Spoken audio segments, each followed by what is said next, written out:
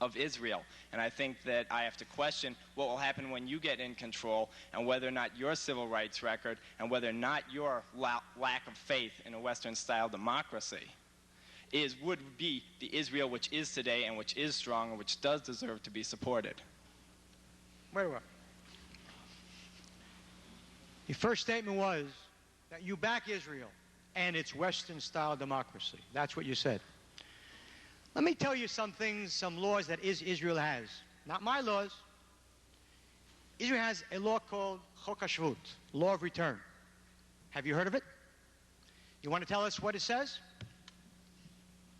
The Law of Return states that for any Jew around the world, they have the right to return to Israel and become an Israeli citizen. That's exactly what it says. Can you imagine a law in this country? And the Statue of Liberty says we will take your poor, we will take your afflicted. It says we will take anybody. Israel's a small nation. It was created by Jews, so they said they'll take Jews. That's a smaller number. The Statue of Liberty says we'll take anybody. It's a large nation. You hear that? In other words, because Israel is, a small country, therefore it can limit it to Jews. Know that Israel has a law of return that is limited to Jews and not to non-Jews. If Ben-Gurion had not passed that law in 1950, and when I was in Knesset, I would have presented that as a bill, word for word. Do you know what you would have called me? A racist. Now, that's one law of a Western-style democracy. It's a religious statement whether or not you're Jew. It's not a race statement. My turn, then afterwards yours again. First my turn. Let's keep it cool. Next, another law. No non-Jew in Israel is allowed to purchase state land. Did you know that? Next time you give to the JNF, know it. I didn't pass that law. The law was passed, as you said properly before. It's our only country. There's no way that we are going to give it up to anybody else. But that's not Western-style democracy. That's a Jewish state. And if you can't see a contradiction between that and that, you're either naive, which you're not, or not willing to see, which you're not.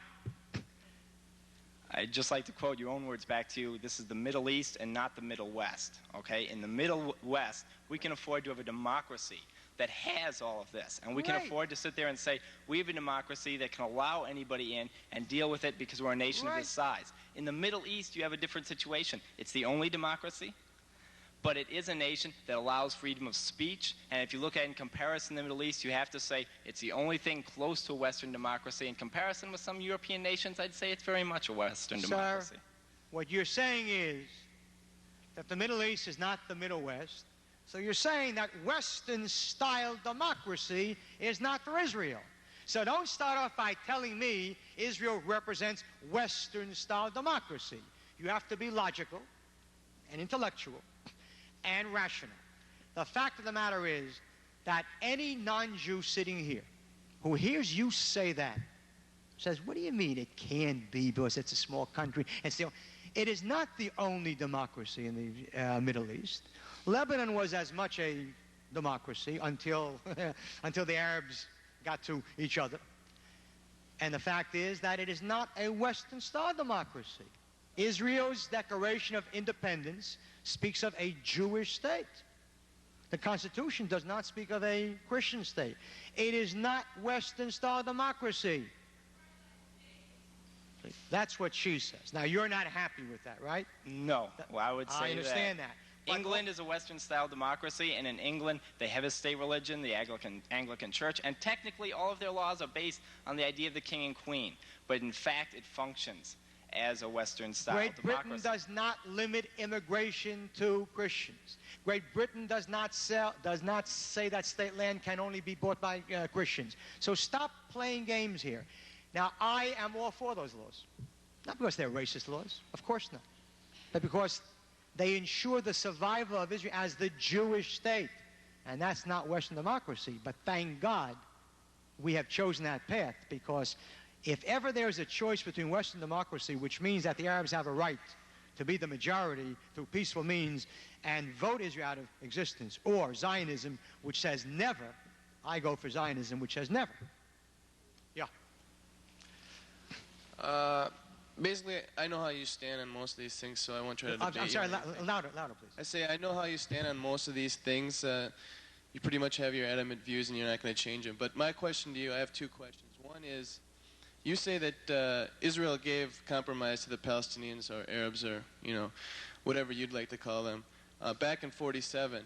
And this was an imposed solution upon the Palestinians, who were the indigenous population at the time.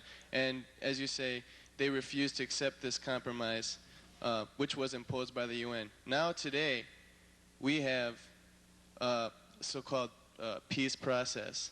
And many countries in the world, including most of the European Economic Community and most of the world, support a UN supervision or a UN international conference. But Israel rejects this because they do not want an outside imposed solution, compromise. Now what you have here is Israel refusing to have an outside interference from the UN now, and the Palestinians back in 47 refusing to have outside interference imposed on them. So what's the difference? Oh, great difference. At that time, Israel agreed, hoping that the Arabs would be rational. After 4 wars, it sees that they don't want peace. They've seized upon this compromise now because they can't beat us in war. That's the great difference. If you push me once, and you push me twice, and you push me 3 times and 4 times, and each time I belt you out, don't come to me and say, okay, now I've changed. I don't believe you. I don't believe the Arabs. I don't trust them.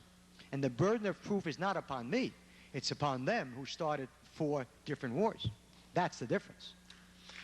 Well, yeah, I think we have a counting problem here, because there's been more than 4 wars, and if we exclude the 47-48 war, you know, it's up to an individual to decide who started it. We have the 56 war where Israel invaded the Sinai. They initiated that one. The 67 war, I mean, if you want to call it preemptive or not, they moved first. The 73 war, they didn't start. 78 war, they invaded Lebanon. And 82, they invaded Lebanon. So that's 6 wars. And I don't think that the Arab countries initiated most of those. Yeah. But that's besides the point. My second question is, in the occupied territories, we have, you know, an uprising going on here, and basically political dissension or political, you know, freedom of speech is denied to the Palestinians. As a Palestinian, I mean, I know, I've been there, I know what's going on, and I can see from the Israeli point of view, I know why they want to shut them up. Okay, but that's in that country. But in this country, we have freedom of speech, democracy, and I don't think the JDL wants freedom of speech in this country either. Otherwise, they wouldn't espouse the murder and killing of Palestinian activists in this country, where it is allowed to speak freely. My example is Alex Oda in California, who was murdered by JDL members. What do you think about that? Let me take your first question first, second, and that third. You spoke about the 56 war and 67 wars as Israel having struck first, a preemptive war. You're right. Let me show you what happens when Israel doesn't strike first. In 73, when Israel wanted to strike first, and Henry Kissinger and Richard Nixon said no, and they gave in to them. We lost 4,000 soldiers because we gave in to America. If you know that they are planning to hit you, hit them first. Hit them first and save your soldiers' lives. My soldiers are more precious to me than their soldiers. There are no occupied territories. They are liberated territories. Nothing is occupied. I would never be an occupier. There is no freedom there. You're darn right. They're our enemy. They're our enemy. You don't give freedom to your enemies. And secondly, be very, very careful when you say that JDL killed Oded in... That's what the FBI said. Excuse me, you said... FBI, I got my information from the FBI. Just let me tell you something.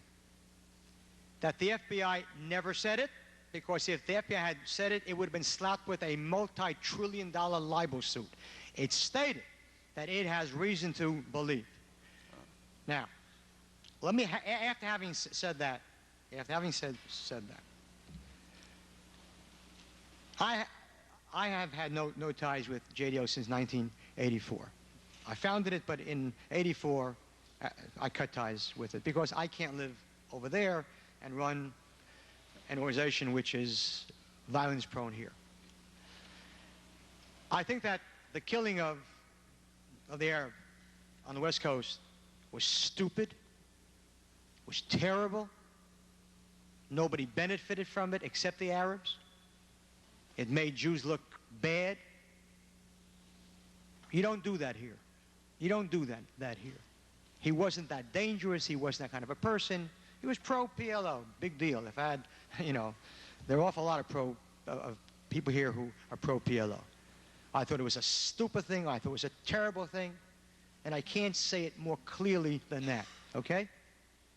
Well, I don't understand when you say they're a violence-prone organization which you founded, and so you espouse violence. But when is the right situation to use it? Self-defense. But you say not self-defense, preemptive. Strike your neighbor before him. So you don't strike at someone who is not dangerous.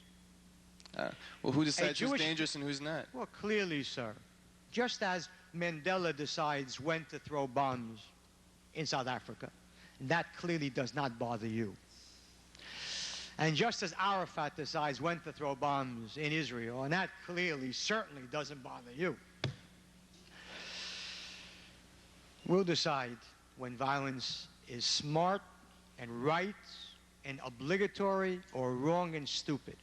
A Jewish fist has to be attached to a Jewish head. Otherwise it becomes some kind of loose cannon. Yes, sir. You've talked a lot about history today, and louder, please. You've talked a lot about history today and all the atrocities of the past. And when you spoke about returning to Israel, you had a lot of pride in your voice when you talked about your grandchildren. Yeah. And them returning to their holy land and being able to grow up there. And I'd like to see all the religions, and there are 3 major world religions that are based in Jerusalem, have the opportunity to have that same thing happen. And therefore I challenge you to quit looking at the past and look towards the future. I'm sure that you know that from 1949 to 1967, Jews were not allowed to go to the Western Wall by the Jordanians. Did that ever bother you? All the faiths should have the right. Every faith has the right today under Israel to practice its faith in Jerusalem. Everyone. Including the asinine move of allowing the Muslims to stay on the Temple Mount, which is our mount. So don't tell me about the other faiths. We allow missionaries inside Israel, which is an insanity. If you want to be a good Christian, God bless you. But leave Jews alone. And we'll leave you alone. We won't convert you. You don't convert us. And you have an absolute right to practice your faith in Jerusalem. Yes? I should say earlier you spoke about Algeria and France, and how you thought that France was definitely wrong, imperialistic, but you weren't going to support Algeria because it would be another nation against you. Right. You spoke about the evils of South Africa and its apartheid, and how you wouldn't, or how all the other nations had cut ties, they didn't. So as a leader of an Israeli government, you would certainly be in league with them. In the 1930s, Adolf Hitler used hatred as a tactic to pull his people together after the shattered, war-torn years of the First World War, and got his country to work, motivated by hatred towards and an extermination policy towards your very race. He did what he had to do. Just like what you say, you do what you have to do to keep your country alive. And what I'm trying to say is it's that same kind of political amorality that has led us to the wars, to Hitler's, to Stalin, to the Khmer Rouge, and yes, maybe even you. I just thought you should think about it.